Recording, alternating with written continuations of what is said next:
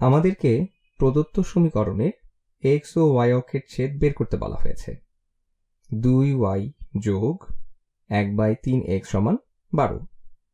একটু মনে করিয়ে দেই, x অক্ষের ছেদের অর্থ হলো উক্ত রেখাটি x অক্ষকে উক্ত বিন্দুতে ছেদ করে।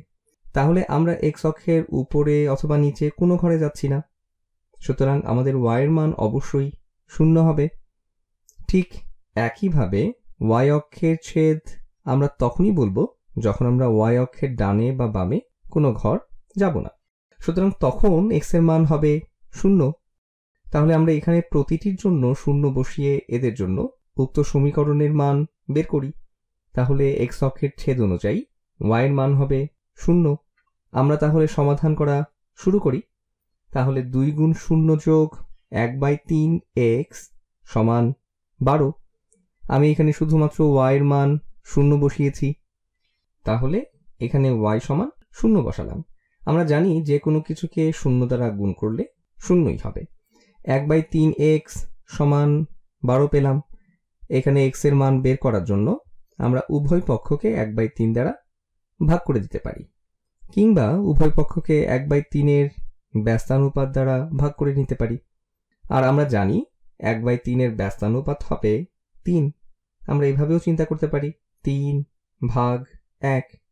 আমাদের কাছে তাহলে থাকলো 3 গুণ 1/3, এটির মানে 1। তাহলে এখন আমাদের কাছে শুধুমাত্র আছে x সমান 12 গুণ 3, সুতরাং x এর মান হবে 36। তাহলে যখন y এর মান 0 তখন x এর মান 36। তাহলে এই যে 36,0 বিন্দুটি এই লেখচিত্রে আমরা লেখরেখার উপরে অবস্থিত হবে, আর এটি হলো আমাদের x অক্ষের ছেদ। এখন আমরা y অক্ষের ছেদ বের করার চেষ্টা করি। প্রথমে আমরা x সমান 0 বসাই, তাহলে আমরা পেলাম 2y যোগ 1/3 গুণ 0 সমান 12। ঠিক আগের মতোই কোনো কিছুকে 0 দ্বারা গুণ করলে এর মান 0ই পাওয়া যায়। আর আমাদের কাছে এখন শুধুমাত্র 2y সমান 12 আছে। y এর মান বের করার জন্য আমরা উভয় পক্ষকে 2 দ্বারা ভাগ করি। y সমান 12/2, এর মান হবে 6। তাহলে y ছেদ 6 হবে যখন x এর মান 0 হয়। তাহলে y অক্ষের ছেদ 6। তাহলে চলো লেখচিত্রে এই দুটি বিন্দু বসিয়ে ফেলি। আমি শুধু একটি খসড়া হাতে আঁকা লেখচিত্র আঁকব আর x ও y ছেদবিন্দুর অবস্থান দেখাবো। এটি হলো আমাদের আনুভূমিক অক্ষ, আর আমাদের এখানে 36,0 বিন্দুটি আছে।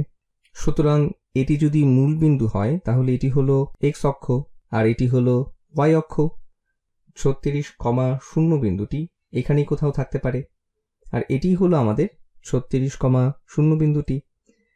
আর এটি যদি আমাদের 36,0 বিন্দুটি হয় তাহলে এই 0,6 বিন্দুটি এদিকে কোথাও অবস্থিত, আর এটি তাহলে 0,6 বিন্দু।